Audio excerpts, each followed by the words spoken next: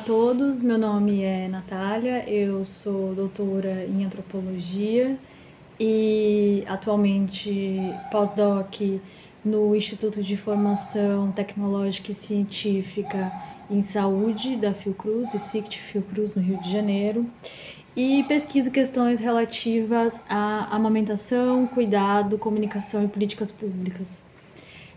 Então, nessa palestra de hoje, eu vou falar um pouco sobre cuidado e gênero, dois conceitos, e esses desafios, né, que esses conceitos trazem para a compreensão da pandemia de coronavírus.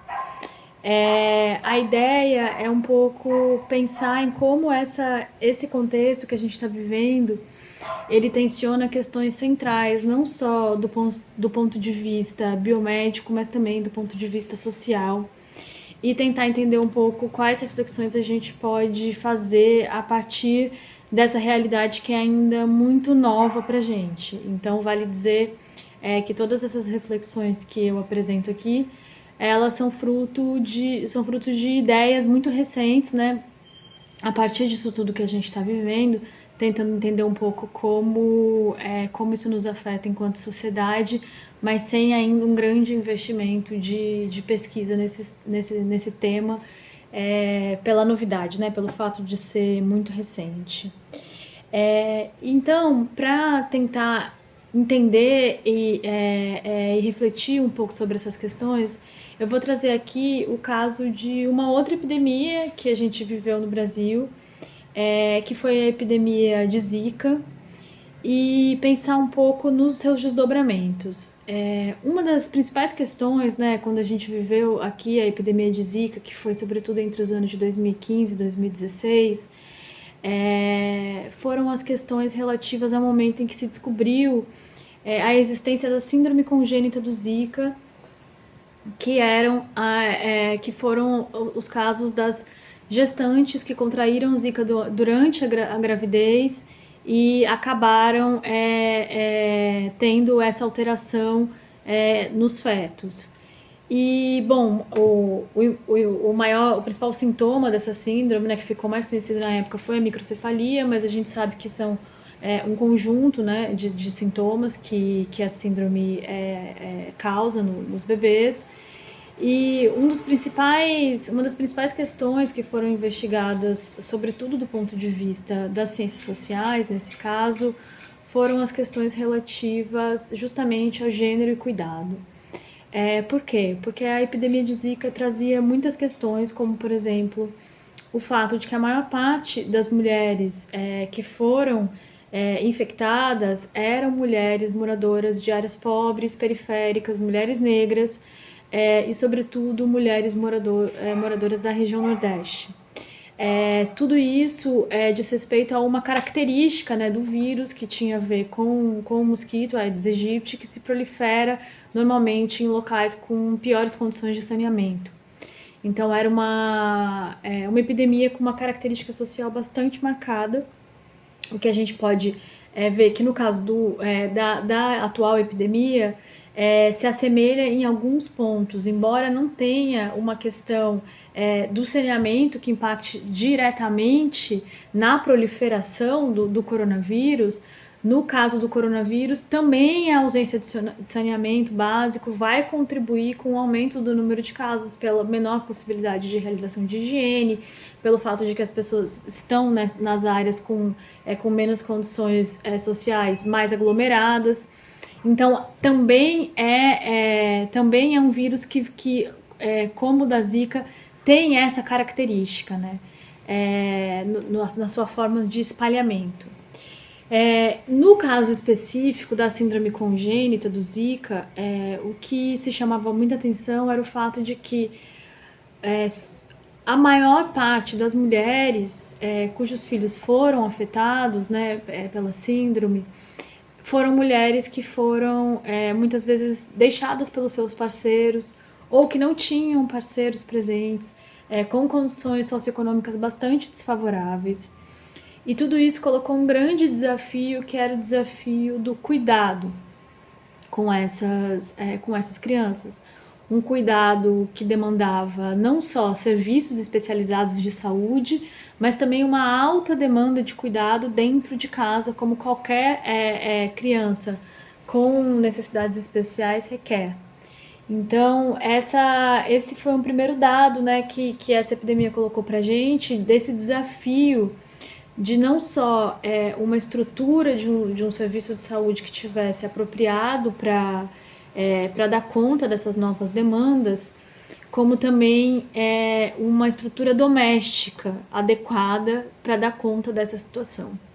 E aí a gente pode pensar um pouco nessa certa ideia de uma crise do cuidado que esse contexto de epidemias coloca para gente. E aí eu estou falando especificamente de um cuidado pensado como um cuidado mais doméstico, né? Não que isso também não coloque uma crise do cuidado do ponto de vista do cuidado profissional e saúde, mas esse não é o objetivo aqui. O objetivo é pensar justamente como nessa esfera mais doméstica é necessário que vários arranjos de cuidado, né, que é um termo que eu usei um pouco na minha tese para pensar sobre o cuidado desse ponto de vista, são necessários para que esse cuidado ocorra.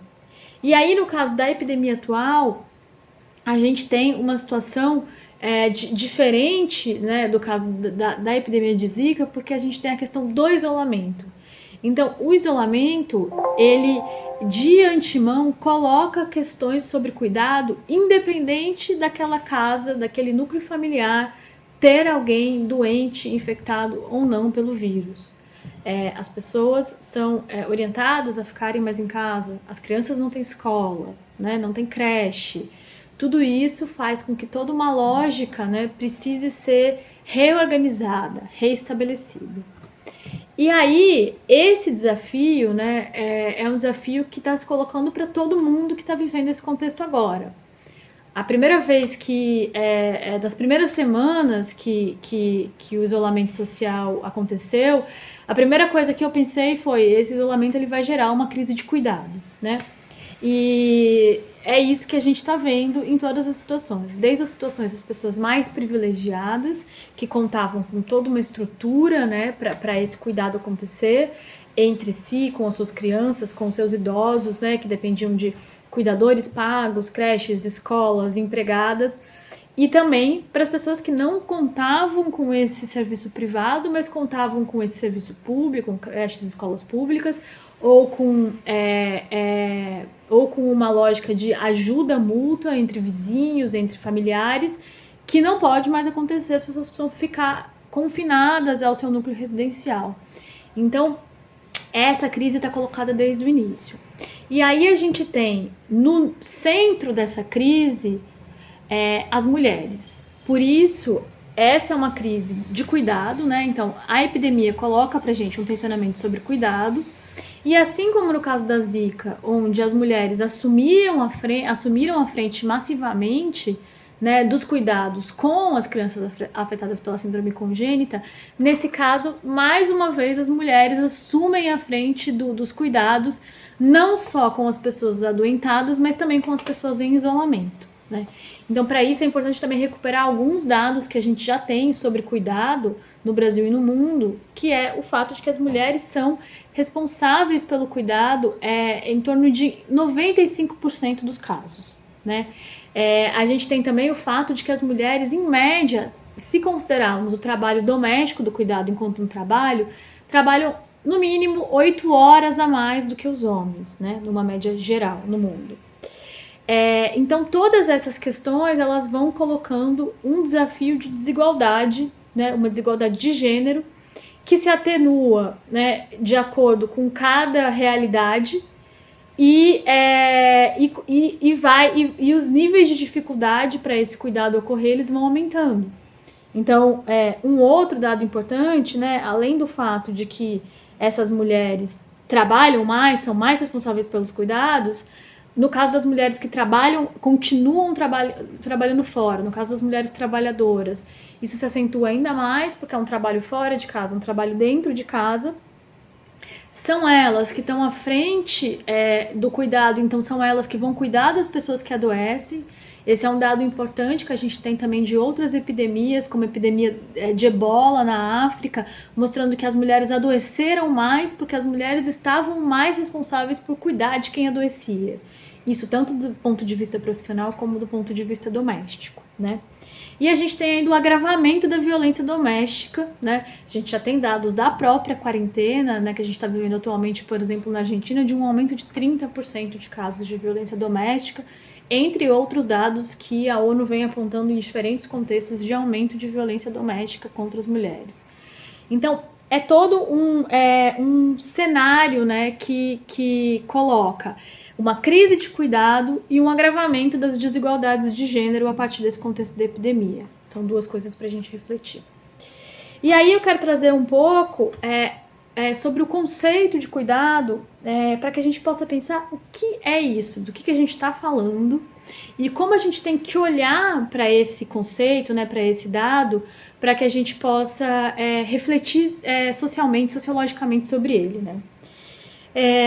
Algumas filósofas, entre elas a Joan Tronto e a Anne Marie Moll, que são duas que têm colocado essa questão do cuidado, né, como central para pensar os seus trabalhos, elas têm questionado um pouco a ideia, né, do cuidado enquanto apenas uma prática, né? Ou seja, há uma forte discussão sobre a necessidade da gente pensar o cuidado enquanto um trabalho, porque ele é um trabalho, né, um trabalho que a gente faz,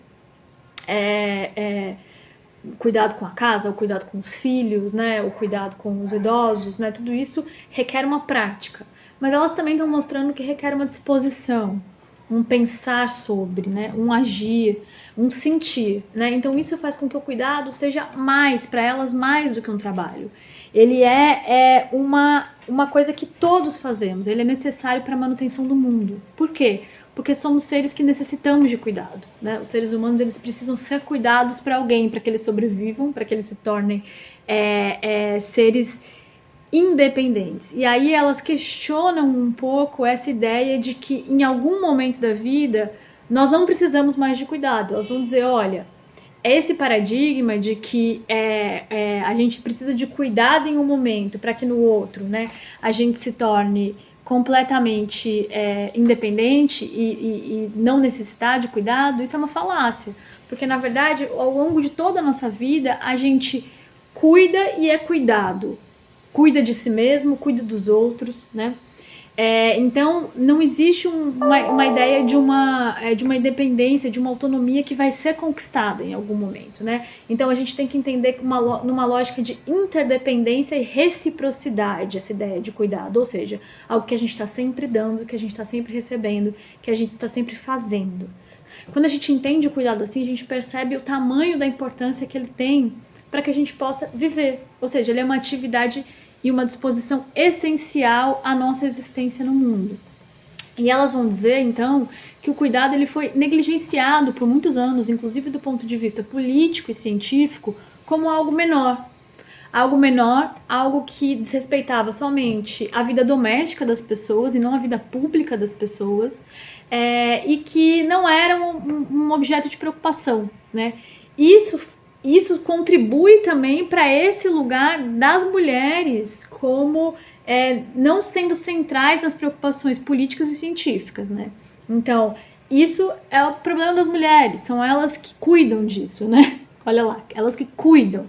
E aí elas estão chamando atenção para essa importância política da gente publicizar essa ideia de cuidado, mostrando que é algo que a gente tem que entender enquanto uma tarefa da sociedade. Uma tarefa política, uma tarefa do Estado, uma tarefa de homens e mulheres, para que ela possa se tornar mais justa, mais igualitária, mais bem dividida.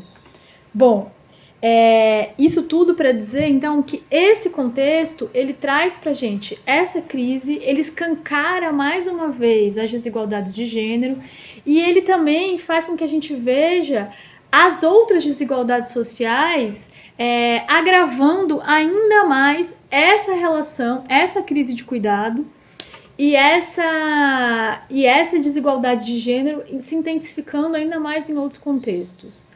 A diferença, talvez, com relação, retomando a ideia da Zika, né, da epidemia de Zika, é que dessa vez o risco de contaminação ele é mais igualitário do que no caso da Zika, embora ele ainda seja bastante desigual.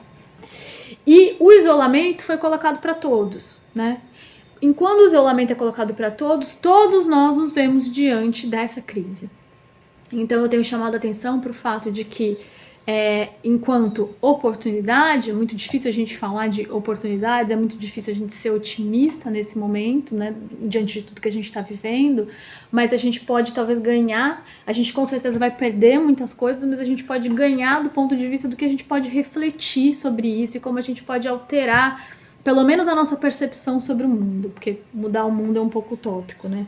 Mas no sentido de olhar para como esse cuidado é essencial para a nossa vida e como ele precisa ser visto como algo tão importante quanto outros temas, como trabalho, como saúde, como tudo isso. Então, colocar o cuidado no centro das nossas preocupações e das nossas reflexões, enquanto pesquisadores, enquanto professores, enquanto cientistas, enquanto gestores, sempre pensar em quais são os desafios, né? Quais são as desigualdades, né? E conseguir refletir sobre esse processo.